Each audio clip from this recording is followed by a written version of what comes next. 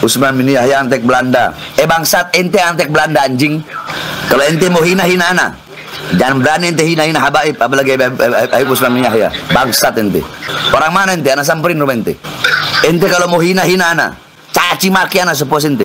Jangan berani-beraninya ente hina para Habaib, apalagi Habib Utsman bin Yahya, mufti Betawi. Emang nggak ada Habib yang sesat? Ada. Itu Habib yang jadi antek Belanda banyak. Iya, yang jadi sahabatnya Belanda, jadi kenil, kemudian jadi informan Belanda. Habib ada. Di antaranya adalah Geger Cilegon, adalah upaya ulama-ulama Banten dan para petani melepaskan diri dari kungkungan Belanda, dianggap gurur oleh Habib Utsman. Kalau dalam buku-buku penelitian Belanda disebut beliau adalah seorang intelektual muslim, dan Den Bak memuji beliau sebagai sahabat baik orang Belanda. Habib Utsman sendiri mufti awalan wa akhiran, mufti pertama dan mufti terakhir di Indonesia. Selain Syed Utsman tidak mampu untuk pegang jabatan mufti. Ente orang ini yang nyaci maki Habib Utsman, yang nyaci maki Habib Taufik. Ente orang cuma berani di sini. Ente orang cuma berani di sini. Ente orang nyali curut semua ente pada tuh. Cuma berani di sini ente. Di dunia nyata nggak berani ente. Coba ya di dunia nyata yuk. Kalau nggak anak bolong-bolongin ente orang semua. Ini banyak sekarang doktrin yang supaya umat masyarakat Indonesia ini menjauhi para ulama, para kiai yang jelas mereka sanad ilmunya, kemampuannya, kealimannya. Bahkan di antara para kiai, para ulama itu juga mereka keturunan Rasul, zuriyah Rasul juga. Dari jalur laki-laki ataupun yang perempuan juga ada semuanya di Indonesia. Cuma mereka nggak melabelkan diri Habib, menutup-nutup. Kebanyakan mereka masih menutupi nasab-nasab mereka dengan ketawaduan. Mereka cuma menonjolkan keilmuan, kealiman. Saya punya kakek hampir dijelek-jelekin, Habib Utsman bin Yahya, dia bilang antek Belanda. Zaman dulu itu Belanda luar biasa loh. Habib Utsman punya langkah. Beliau memang dalam kitabnya Manhajul Istiqamah ada membahas untuk tidak ada pemberontakan, tapi bacanya yang jelas, jangan cuma pas garis itu aja. Bib, apa emang begitu semua? Nggak semua sih. Klan Ba'alawi itu begitu apa? Bangetan amat. Kalau Habib Utsman bin Yahya antek, udah ngaku aja antek, selesai, beres. Jangan pakai kelat-kelit sana sini, pakai kemudian bawa-bawa Kiai Haji Hasyim Asy'ari.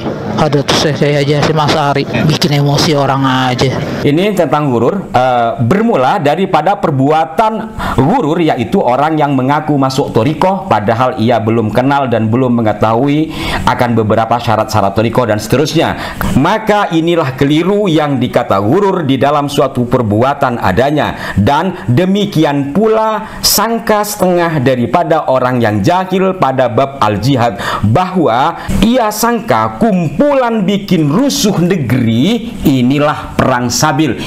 Itu di situ disebutkan. Bahkan bukan cuma Habib Utsman, dulu almarhum Kiai Haji Hasyim Asy'ari juga begitu. Beliau punya langkah. Bukannya Kiai Haji Hasyim Asy'ari mendekatkan dirinya pada Belanda, enggak. Cuman langkahnya dia. Karena apa? Ketika itu Kiai Anwar dipotong, dipenggal, diancol oleh Jepang. Di mana almarhum Kiai Haji Hasyim Asy'ari? Punya langkah, ngelarang pemberontakan. Karena tahu apa yang terjadi, orang-orang bisa pada dibunuh-bunuhin. Begitu juga Habib Utsman zaman Belanda. Nanti maunya apa, Bib? Bentar lagi ribut ya. Gara ente. Auzubillah min dzalik, nanti bikin rusak majelis saya. Pergi dah sana lu. Pergi lo sana, jangan di Jakarta, jangan di Indonesia sana. Mana kek? Intinya bahwa orang yang melakukan perjuangan menurut Habib Utsman dalam buku ini yang menganggap itu adalah sebuah perang sabil, itu adalah gurur karena mereka nggak paham, kurang lebih seperti itu ya. Nah, dari sini beliau memberi contohnya ke Cilegon. Coba depan anak depan ketemu gini terus ente hina Habib Utsman bin Yahya, ente hina Habib Taufik. Nah kan cuma berani di sini. Dan terus ngapain ya udah? Anak tadi agak emosi karena ente lihat begitu. Bahar antek Belanda nggak apa-apa. Kalau bahar antek Belanda nggak apa-apa. Tentukan tempatnya di mana. Ente datang ke pondok, anak kasih kopi, ya. Nah terus anak ikut sama ente. Ente bawa rombongan. Mau berapa rombongan? Ente bawa 10 orang, bawa anak sendiri. Datang kita pergi. Terserah ente mau tentuin di mana. Saya sudah matur ke guru saya bahwasannya saya ini suka tegas terhadap sadah-sadah yang bandel-bandel gitu. Oh nggak apa-apa, bagus katanya. Kata Abah Lutfi juga begitu lah, bang saya kata Abah Lutfi begitu, ya sudah, wis wani baik, kapret kepret gitu. Itu saya itu urusannya. Makanya banyak mereka itu akhirnya memfitnah di belakang. Nggak berani tatap wajah langsung dengan saya gitu kan. beraninya di belakang. Ya main bokong beraninya dari dulu. Itu banyak itu saksi-saksi yang sudah sepuh-sepuh yang berada di lingkungan-lingkungan Hadrami gitu, mereka beraninya bokongan belakangan. Kalau di depan memang kerot kalau ada yang berani itu. Harus berani.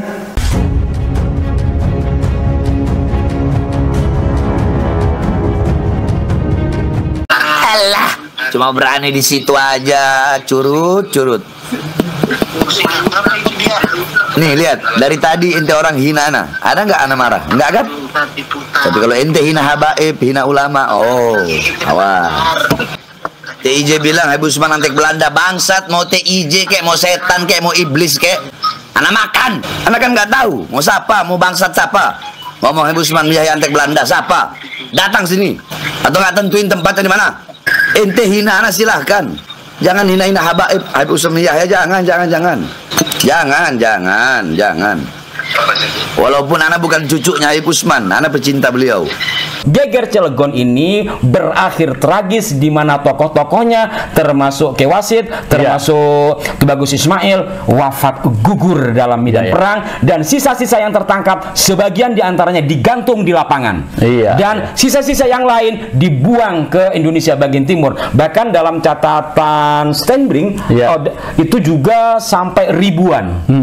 Intinya adalah ketika melihat persoalan ini, bagi kita tentu akan melihat ini sisi perjuangan. Betul. Hanya saja kalau kembali kepada Habib Usman, ini tanpa mengurangi rasa hormat saya, bila melihat pada buku ini betapa beliau merendahkan perjuangan ulama Banten itu.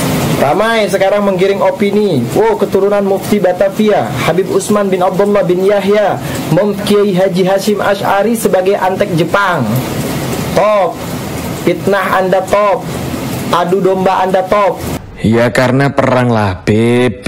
Ini sudah dari zaman dulu. Kalau ngaku sebagai zuriyahnya Wali Songo, ngaku ulama, ditangkap, dibunuh. Beda sama Njit Nyantum. Njit Nyantum itu kan teman akrabnya Senok Horgonye, sahabat baik Mufti Batavia. Dibayar tiap bulan 100 gulden sama Belanda, 1/7 gajinya Senok Horgonje.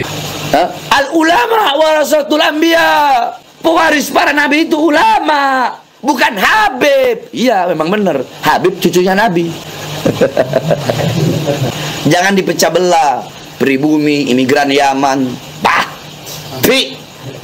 Karena itu udahlah, kalau Anda ingin selamat memilih satu akidah usul, ikuti akidah Yaman dan Syam, ikuti bimbingan ulama Yaman dan ulama Syam. Habib yang jadi PKI dulu, ketika zaman PKI yang jadi penggerak itu Habib ada. PKI, oh ya, kalau anak jadi PKI berarti itu jadi jenderal di bantai. Ini jadi umat Islam yang jadi korban. Jadi jangan asal Habib. Awas, hati-hati, ini doktrin ya, awas. Ada orang yang berdoktrin kalau ngaji itu ke Habib supaya tidak sesat katanya. Nah kalau Habibnya sesat gimana? Habib Usman bin Yahya itu mufti Betawi. Woi, mana kiai-kiai Betawi, ustadz-ustadz Betawi, rakyat Betawi, muslim Betawi, ayo bangkit. Di saat mufti Betawi dihina, dicaci, dimaki, Betawi bangkit.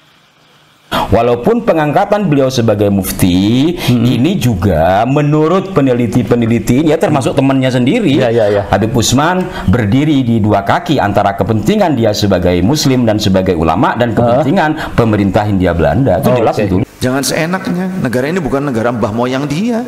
Negara ini negara yang berdaulat. Jangan sampai ada perbudakan model baru, memakai dalil perbudakan, pakai perbudakan spiritual gitu istilahnya gitu kan, pakai nasab modalnya, pakai apa, cinta sama Nabi tapi benci sama Ahlul Bait, bohong. Nyaci Ahlul Bait, bohong, nggak benar loh. Tapi kan Ahlul Bait habaib kan juga ada yang berbuat salah, salahnya dibenci, bukan turunan Nabi yang dibenci mas. Ada habaib misalnya yang tidak bagus akhlaknya, itu tetap cinta sama Ahlul Bait tapi dibersihkan yang tidak baik. moralnya bagaimana, dididik, dinasehati. Bukan berarti karena ada oknum 1-2 yang berbuat begitu kemudian dicaci habis. Ya, ngaku cinta Nabi 1000 kali, tetap kamu itu tidak dicintai oleh Nabi.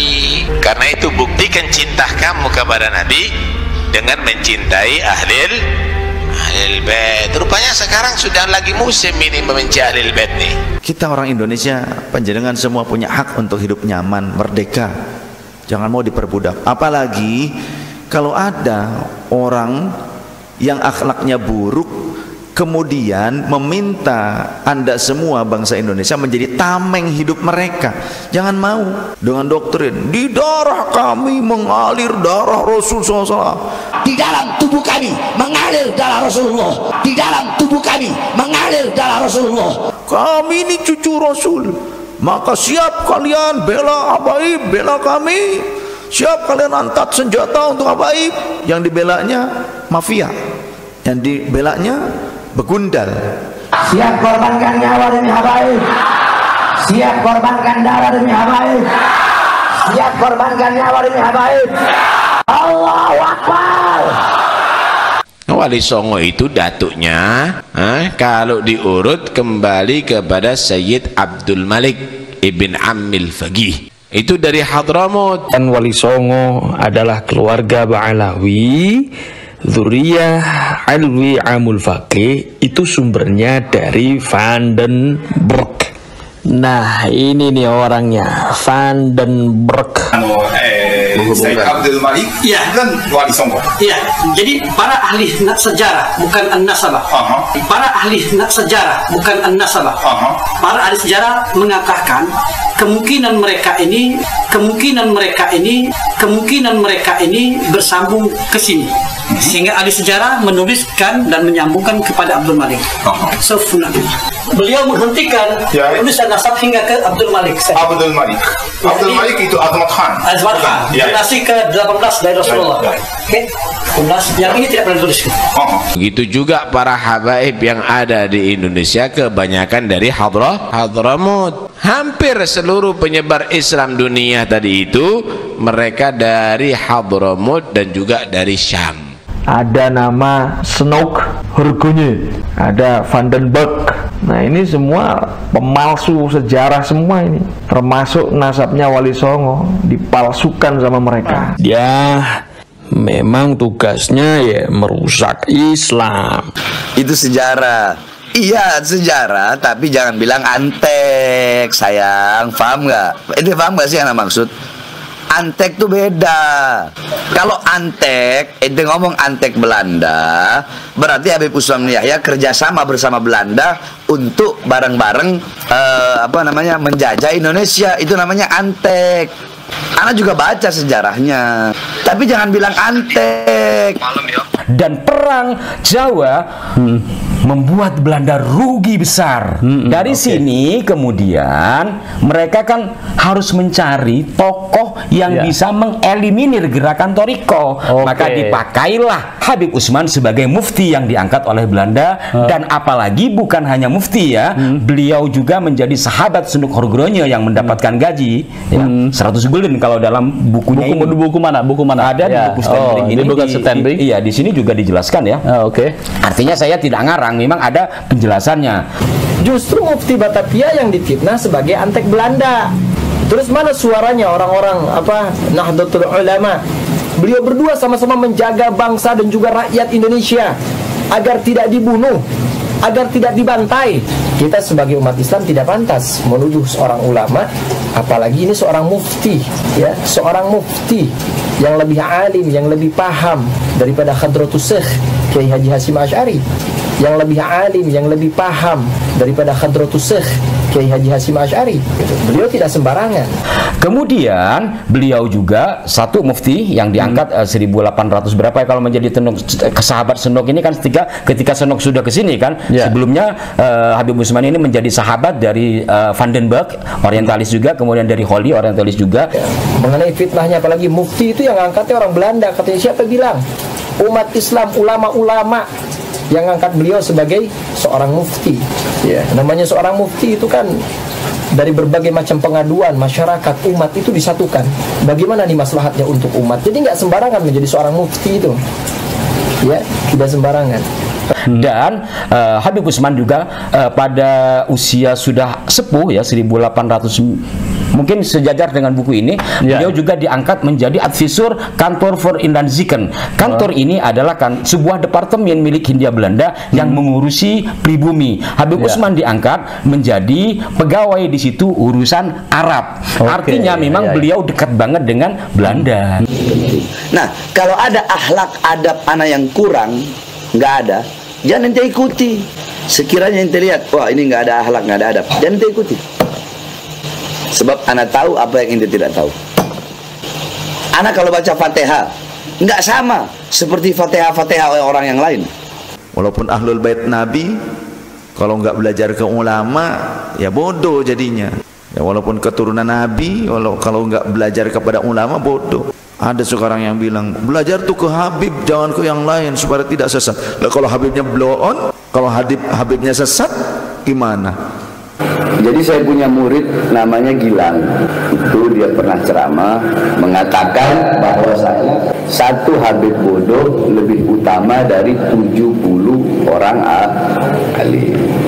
Waktu saya masih di Habib Bahar sering bilang, belajar sama satu Habib sama ukurannya belajar dengan 70 kiai. 70 kiai. Ini udah bodoh, goblok, tolol, sok pintar, padahal goblok, padahal bodoh, padahal tolol. Satu Habib, walaupun Habibnya jahlun, maksudnya bodoh kata Iwan, itu ukurannya perbandingannya amat 70 kiai yang alim. Utama daripada orang alim dan mengamalkan ilmu. Riwayat Syarif afdal min sabi alimin. Satu orang Habib lebih utama, lebih mulia daripada 7 orang yang alim. Berarti kalau kita ngabdinya sama 10 Habib, sama belajar sama berapa 70 kiai? Ratusan, betul nggak? Mungkin dia salah dengar. Makanya di sini Anda jelaskan. Nih di dalam kitabnya. Yang pernah Anda ajarkan ke mereka semua, murid-murid karena memang kan ini kitab Manhajus Sawi kan udah hatam 4 kali kita orang. Nah ini di sini nih. Atau kola, beliau berkata syarifun wahidun, atau syarifun wahidun, syarif sayyid, tapi kan nggak bodoh. Afdol, lebih utama, min sab'ina aliman, daripada sab'ina min sab'ina aliman, daripada 70 orang alim. Satu Habib, satu Syarif, satu Sayyid, afdal min sab'ina aliman, lebih utama daripada 7 orang alim. Daripada 7 orang alim. Dua-duanya mulia. Tapi kalau mau dibandingkan mana yang lebih mulia, menurut ulama, bukan menurut anak. Para ulama sepakat, para ulama berbeda pendapat. Para ulama sepakat, para ulama berbeda pendapat. Bahwa seorang syarif yang jahil, seorang sayyid yang jahil, tidak mempunyai ilmu agama, lebih afdal, lebih mulia di sisi Allah dibandingkan 70 orang yang alim. Nah, ini yang cuma modal nasab ini sekarang banyak war-war nih, mendoktrin umat dengan doktrin overdosis, kadang dengan doktrin cerita-cerita fiksi yang overdosis. Contoh mengatakan bahwa Al-Imam Al-Faqih Muqaddam itu derajatnya lebih dari Syekh Abdul Qadir, dan Al-Imam Al-Faqih Muqaddam berkata, ya boleh saat ini di dunia Syekh Abdul Qadir itu masyhur, tapi lihat nanti di akhirat maka akulah yang lebih masyhur. Sayyidina Faqih Muqaddam Muhammad bin Ali Ba'alawi, ya, beliau mengatakan apa? Oke, mungkin di dunia Syekh Abdul Qadir Jilani bisa lebih populer di dunia, tapi kita lihat nanti makomnya di akhirat lebih tinggi. Makom mana? Saya pasti Abdul Qadir Jilani. Kata Faqih Muqaddam Muhammad bin Ali Ba'alawi. Lihat, itu luar biasa. Pernah guru mulia cerita di Indonesia nih, sampai beliau mengatakan apa? Rasulullah SAW selalu didatangi oleh malaikat Jibril, tapi ketika wafatnya Rasulullah di zaman saya, Jibril datang ke saya berapa kali sudah. Ana fil awliya ka Muhammad fil anbiya. Derajat saya dalam kewalian seperti derajatnya Rasulullah dalam kenabian. Bahkan aku ini mencapai derajat mujtahid mutlak. Imam Al-Faqih Al-Muqaddam ini dari keilmuan yang dimilikinya sampai pada derajat mujtahid mutlak. Derajat mujtahid mutlak ini di dalam fiqih ini seperti derajatnya Al-Imam Syafi'i, seperti derajatnya Al-Imam Malik bin Anas, seperti derajatnya Al-Imam Ahmad bin Hanbal. Dinisbatkan kalimat itu kepada Al-Faqih Muqaddam katanya. Gak ada. Sumbernya dari mana? Kalau ada Habib yang seperti itu banyak Habib-Habib yang ngarang cerita tuh banyak Habib-Habib ngarang cerita, overdosis, doktrin-doktrin saja, jangan diikuti yang seperti itu. Al-Imam Muhammad bin Ali Al-Faqih Al-Muqaddam, Sayyidina Al-Imam Faqih Al-Muqaddam, di dalam manaqib sejarah hidup beliau diceritakan bahwa Al-Imam Faqih Al-Muqaddam adalah orang-orang yang besar, beliau adalah orang-orang yang hebat. Bahkan diceritakan beliau pernah mi'raj, saudara-saudara, bertemu dengan Allah dalam satu hari 70 kali, saudara-saudara. Yang begitu-begitu cuma bawa nasab tapi malah mencoreng nama Rasulullah. Saya nggak rela, nggak ridho nama baik keluarga Rasulullah itu tercoleng oleh orang-orang seperti itu. Nggak apa-apa, jenengan menasehati. Muhibbin sama sini tapi benci sama ahlil bait. Orang-orang asing, wow, didewa-dewakan. Kalau perlu dijaga, ahlil bait caci habis, demo. Hati-hati, nggak usah ngikut kiai model begitu atau ustadz model begitu. Nggak usah ngikut gitu.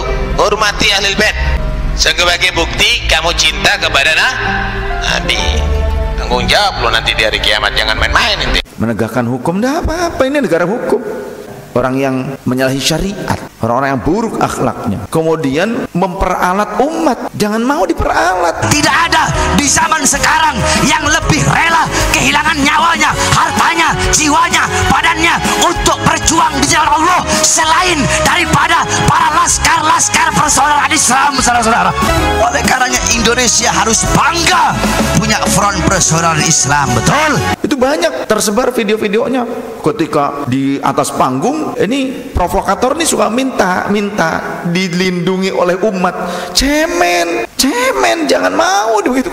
Masa sama orang cemen mau jenengan dijadikan alat? Siapa angkat senjata kalian yang dibela supaya membela dia yang salah kaprah padahal. Siap binasa di Indonesia. Kalau ada yang ingin merampas kedaulatan rakyat, maju atau mundur. Melawan para koruptor-koruptor pengkhianat bangsa yang menyengsarakan rakyat, yang maling uang rakyat, maju atau mundur. Maju atau mundur. Siap hancur di Indonesia, siap binasa di merah putih. Allahu Akbar. Kemudian umat nih dengan doktrin itu kemudian asal bela, yakin, jihad, syahid, mati sangit. Tuh, kalau kamu mati juga mati sangit. Jangan mau dibodohin, jangan mau kalian diperalat oleh orang-orang yang mengaku sepihak sebagai seorang keturunan Rasul. Kita juga nggak tahu gitu kan. Dan akhlaknya buruk, pergerakannya juga buruk, memprovokasi dan lain sebagainya, akhlaknya buruk. Kemudian Anda mau menjadi tameng hidup gitu, mau diperalat.